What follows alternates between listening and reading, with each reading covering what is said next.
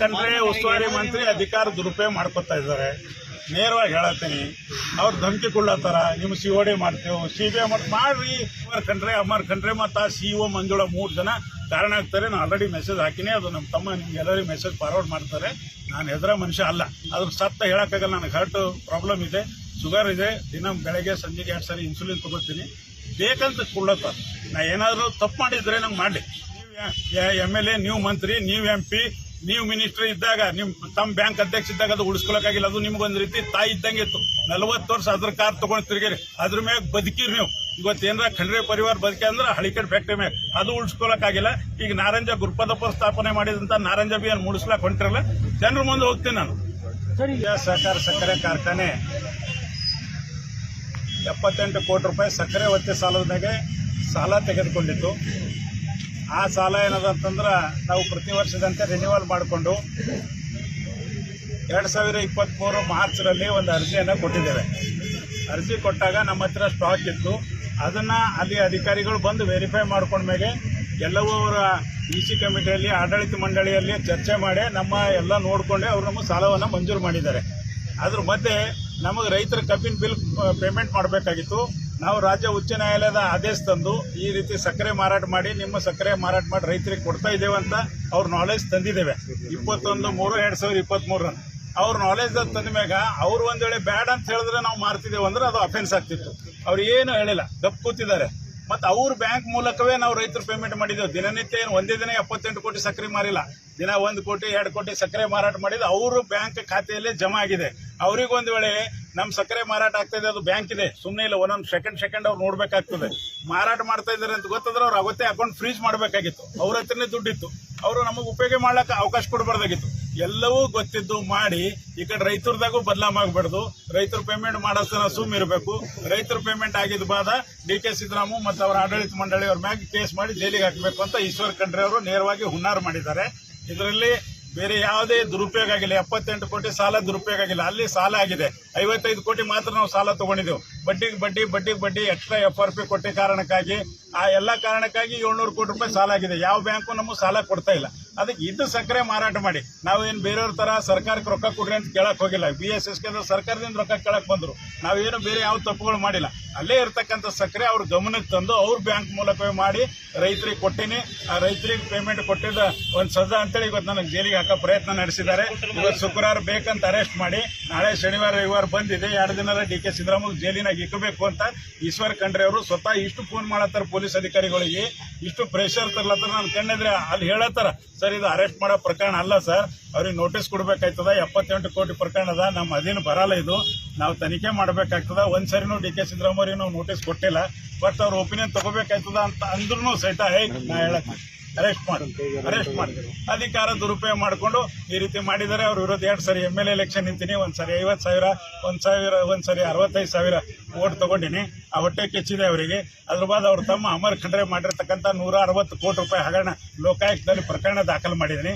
ಇಷ್ಟರಲ್ಲೇ ರಾಜ್ಯಪಾಲರಿಗೆ prosecution permission ಕೇಳಿ ಈಶ್ವರ್ ಖಂಡ್ರೆ ಅವ್ರ ಮ್ಯಾಗೂ ಕೇಸ್ ಮಾಡ್ರಿ ಅಂತ ಕೇಳವಿದ್ದೀನಿ. ಅದೆಲ್ಲ ಗೊತ್ತಾಗಿ ಇದೊಂದು ಸುಳ್ಳು ಪ್ರಕರಣವನ್ನು ತಗೊಂಡು ನನಗೆ ಒಳಗೆ ಹಾಕ್ತಕ್ಕಂಥ ಪ್ರಯತ್ನ ಮಾಡಿ ನಮ್ಮ ಮನೆಗೆ ಬಂದಿದ್ರು. ವಿಚಾರಣೆಗೆ ಕರ್ಕೊಂಡು ಹೋಗ್ತಾ ಇದ್ದೇವೆ ಸರ್ ಅಂದ್ರು. Janawada police station case register ಆಗಿದೆ ಅಂದ್ರು. ಆದಾಗ ಬಂದ್ಮೇಲೆ ಇಲ್ಲ ಸರ್, ಜನವಾಡದಾಗ ಒತ್ತಡ ಬರ್ತದೆ, ನಿಮ್ ಜನ ಎಲ್ಲ ಬರ್ತಾರ, ಅದಕ್ಕೆ ಮನ್ನಳ್ಳಿ ಕರ್ಕೊಂಡು ನಡೆದಿದೆ ನಿಮ್ಗೆ ಅಂದ್ರು. ಮನ್ನಳ್ಳಿ ಪೊಲೀಸ್ ಸ್ಟೇಷನ್ ನಮ್ಮ ಜನ ಅಲ್ಲೆಲ್ಲ ಅಲ್ಲಿ ಹೋಗ್ಯಾರ. ಈಗ ಮನ್ನಳ್ಳಿ ಅದ್ರ ಮಧ್ಯೆ ಇಲ್ಲಿ ಕೋರ್ಟ್ ಮುಂದೆ ನಿಂದಿರಿಸಿದ್ರು. ಇಲ್ಲಿ ಏನೇನು ಫೋನ್ ಬಂದು ಗೊತ್ತಿಲ್ಲ. ಒಳಗಿರ್ತಕ್ಕಂಥ ಎಲ್ಲರ ಒಪಿನಿಯನ್ ಅದ, ನಾ ಯಾರ ಹೆಸರು ಹೇಳ ಬರಲ್ಲ. ಇಲ್ರಿ ಇದು ಅರೆಸ್ಟ್ ಮಾಡೋ ಪ್ರಕರಣ ಅಲ್ಲ, ಅರೆಸ್ಟ್ ಮಾಡಬೇಡ್ರಿ, ಸ್ಟೇ ಬಂದು. ಮತ್ತೆ ಎಲ್ಲಕ್ಕಿಂತ ದೊಡ್ಡ ಮಾತಂದ್ರ ಇವರು ತರಾತುರಿಯಲ್ಲಿ 8 ದಿನದಾಗ ಎನ್ಕ್ವೈರಿ ಮಾಡ್ಸ್ಯಾರ. ಸರ್ಕಾರ ಒತ್ತಡ ತಂದು 65 ಎನ್ಕ್ವೈರಿ 68 ಎನ್ಕ್ವೈರಿ ಮಾಡ್ಯಾರ. ಮಾಡಿ ನಮ್ಗೆ ಅವಕಾಶನೇ ಕೊಟ್ಟಿಲ್ಲ. ಒಂದು ವರದಿ ಕೊಟ್ಟಾರ. ಆ ವರದಿ ಅಗೇನೆಸ್ಟ್ ನಾವು ಬೆಂಗಳೂರು ಅಡಿಷನಲ್ ರಿಜಿಸ್ಟ್ರಾರ್ ಬಗ್ಗೆ ಸ್ಟೇ ತಗೊಂಡಿದ್ದೆವು. ಸ್ಟೇ ಇದ್ದಾಗ ಇವ್ರಿಗೆ FIR ಮಾಡಕ್ ಬರಲ್ಲ. ಅದು ಯಾವುದು ಅವ್ರು ಕನ್ಸಿಡರ್ ಮಾಡಕ್ ತಯಾರಿಲ್ಲ, ಅವ್ರ ತಲೆಗೆ ತಗೊಳಕ್ ತಯಾರಿಲ್ಲ. ಆ ಸ್ಟೇ ಇದ್ರು ಅವ್ರು ತಗೊಳಕ್ ಬರಲ್ಲ. ಆಕ್ಚುಲಿ ವಿಚಾರಣೆದಾಗ ಆ ಸ್ಟೇ ಕಾಪಿ ನಾವು ಪ್ರೊಡ್ಯೂಸ್ ಮಾಡಿದ್ರೆ ಅವ್ರಿಗೆ FIR ಮಾಡಕ್ ಬರಲ್ಲ. ಅವ್ರು ಮೊದಲೇ FIR ಮಾಡ್ಕೊಂಡೇ ಬಂದಾರ ನಮ್ಮ ಮನೆಗೆ. ಅದಕ್ಕೆ ಈಗ ನಾ ಸೈನ್ ಮಾಡಕ್ 11:30 ಅಂತ ಮಾಡಿ ಅವ್ರು 9 ಗಂಟೆಗೆ ಅರೆಸ್ಟ್ ಅಂತ ತೋರಿಸ್ಯಾರ. ಈಗ ಅವ್ರೆ ಹೆಂಗ್ ತೋರಿಸ್ತಾರ ನೋಡ್ಕೋಬೇಕು. ಈಗ ನನ್ನ ಮ್ಯಾಗ ಉಳಿದ ಒಂದು 3-4 ಜನ DCC ಬ್ಯಾಂಕ್ದ ಅಧಿಕಾರಿಗಳು, ಚನ್ನಬಸವ ಸ್ವಾಮಿ, ಸದಾಶಿವ ಪಾಟೀಲ, ಮಲ್ಲಿಕಾರ್ಜುನ್ ಮಹಾಜನ, ರಾಯಲ್ ಅಹಮದ್ ಅಂತ, ಮತ್ತು ನಮ್ಮ ಈ ಥರ ಡೈರೆಕ್ಟರ್ಗಳು ಅಂತೇಳಿ ಬರ್ದಾರವರು. ಇರಲಿ, ನೋಡ್ರಿ ಒಂದು ಹೇಳ್ತೀನಿ, ನಾನು ನಾವಾಗಲಿ ನಮ್ಮ ಡೈರೆಕ್ಟರ್ಗಳಾಗಲಿ ಯಾವುದೇ ತಪ್ಪು ಮಾಡಿಲ್ಲ, ಯಾವುದೇ ಅವ್ಯವಹಾರ ಮಾಡಿಲ್ಲ, ಯಾವುದೇ ಲೂಟಿ ಮಾಡಿಲ್ಲ. ಲೂಟಿ ಮಾಡಿದವ್ರು ಕಂಪೌಂಡ್ ವಾಲ್ಗಳು ಕಣ್ಣು ಎದುರೇ ಕಾಣಿಸ್ತಾ ಇವೆ. ಆ ಲೂಟಿ ಮಾಡಿದವ್ರಿಗೆ ಬಿಟ್ಟು ಲೂಟಿ ಮಾಡಲಾರ್ದವ್ರಿಗೆ ಹಿಡಿತಕ್ಕಂಥ ಪ್ರಯತ್ನ ನಡೆದಿದೆ. 5 ವರ್ಷದಾಗ ನಾ ಯಾವುದೇ ಸಾಲ ತಗೊಂಡಿಲ್ಲ. ನಾ ಅಧ್ಯಕ್ಷ ಆದ್ಮೇಲೆ ಯಾವುದೇ ಹೊಸ ಸಾಲನ ತಗೊಂಡಿಲ್ಲ. ಇದ್ದಿದ್ದು ರಿನ್ಯೂ ಮಾಡಿಕೊಂಡು ಅಲ್ಲಿಂದಲೇ ನಾನು ನಡೆಸ್ಕೊಂಡು ಅದೇ ಒಂದು ಅಪರಾಧ ಅಂದರೆ ಈ ಸರ್ಫೇಸಿದಾಗ ಆಲ್ರೆಡಿ ಅವ್ರು ಜಾರಿ ಮಾಡಿದ್ದಾರೆ. ಸರ್ಫೇಸಿದಾಗ ಇನ್ಕ್ವೈರಿ ನಡೆದು ರಿಕವರಿ ನಡೆದು ಅದ್ರ ಬದಲು ಇದು ಹೊಸದಾಗಿ ಮಾಡಿ ಪಾಪ ಅವ್ರು ಏನಾರ ಮಾಡಿ ಡಿಕೆ ಒಳಗೆ ಹಾಕ್ತಾರೆ. ಯಾಕಂದ್ರೆ ಮುಂದೆ ಇನ್ನ ನಾವು ಬಹಳಷ್ಟು ಕೇಸ್ಗಳು ಮಾಡವಿದ್ದೀನಿ. ಈಗ ಆಲ್ರೆಡಿ ಮಾಡೀನಿ, ಇನ್ನ ಮಾಡವಿದ್ದೀನಿ. ಅವೆಲ್ಲ ಮಾಡ್ರಾಕ ರುಕಾಯಿಸ್ಬೇಕು, ನನಗೆ ಅಂಜಿಸ್ಬೇಕು ಅಂತ ಒಂದು ಪ್ರಯತ್ನ ಇದೆ. ಕೋರ್ಟ್ನಾಗ ಇನ್ನೂ ವಿಚಾರಣೆ ಆಗಿಲ್ಲ. ಈಗ ನನಗೆ ಏನೋ ಹಾಸ್ಪಿಟಲ್ ಕರ್ಕೊಂಡು ಹೋಗ್ತಾರಂತ, ಅಲ್ಲಿ ನನ್ನ ಹೆಲ್ತ್ ಚೆಕಪ್ ಮಾಡಿ ಆಮೇಲೆ ಕೋರ್ಟಿಗೆ ತಂದು ಪ್ರೊಡ್ಯೂಸ್ ಮಾಡ್ತಾರಂತ ಸುದ್ದಿ ಇದೆ. ನನಗೆ ಗೊತ್ತಿಲ್ಲ ಪೊಲೀಸ್ ಡಿಪಾರ್ಟ್ಮೆಂಟ್ದವ್ರು ಏನ್ ಮಾಡ್ತಾರಂತ. ಸರ್ FIR ದಲ್ಲಿ ಅದೇ ಅದ 70. ಸರ್ ನೋಡಿ ಇನ್ನೂ ಕಾಪಿ ಕೊಟ್ಟಿಲ್ಲ ನನಗೆ. ನಾನು ಸುಳ್ಳು ಹೇಳಬಾರ್ದು ನಿಮ್ಗೆ. ಕಾಪಿ ಕೊಡ್ತಾರೆ. ಈಗ 78 ಕೋಟಿ ಸಕ್ಕರೆ ಬಗ್ಗೆದಾಗೆ ನೀವು ಮೋಸ ಮಾಡಿರಿ. ಬ್ಯಾಂಕಿಗೆ ನೀವು ಒತ್ತೆ ಸಾಲ ಸಕ್ಕರೆ ಮಾರಾಟ ಮಾಡಿರಿ. ಅದ್ರಾಗ ರೈತರು ಪೇಮೆಂಟ್ ಮಾಡಿರಿ ಅಂತ ಬರ್ದಿಲ್ಲ, ಬೇರೆಡೆ ವರ್ಗಾಯಿಸಿದ್ರಿ ಅಂತ ಬರ್ದಾರ. ಅಂದ್ರೆ ಜಡ್ಜ್ ಅವ್ರಿಗೆ ಅಲ್ಲಿ ಕನ್ಫ್ಯೂಸ್ ಮಾಡ್ಬೇಕು ಅಂತ. ರೈತರಿಗೆ ಕೊಟ್ರ ಅಂದ್ರೆ ಮತ್ತೆ ನಮ್ಮ ಫೇವರ್ ಆಯ್ತಲ್ಲ. ಅವ್ರು ಅಷ್ಟು ಮಟ್ಟಿಗೆ ಪ್ಲಾನ್ಡ್ ಆಗಿ ಮಾಡಿದ್ದಾರೆ. ಪರವಾಗಿಲ್ಲ, ಎದುರಿಸೋಣ. ಅದಕ್ಕೆ ನನಗೂ ಇದೆ. ನಾನು ಮಾಜಿ ಸೈನಿಕನ ಮಗ ಇದ್ದೀನಿ. ಇವತ್ತಿನ ತನಕ ಯಾವ ಕ್ರಿಮಿನಲ್ ಆಕ್ಟಿವಿಟಿಯಿಂದ ಪಾಲ್ಗೊಂಡಿಲ್ಲ. ನಾನು ಯಾವತ್ತೂ ನನ್ನ ಮೇಲೆ ಒಂದು ಕೇಸ್ ಇಲ್ಲ. ಆದರೂ ಅವ್ರು ಮಾಡೋ ಪ್ರಯತ್ನ ಮಾಡಿದ್ದಾರೆ. ಈಶ್ವರ್ ಖಂಡ್ರೆ ಅವರಿಗೆ ಅಭಿನಂದನೆ ಹೇಳ್ತೀನಿ.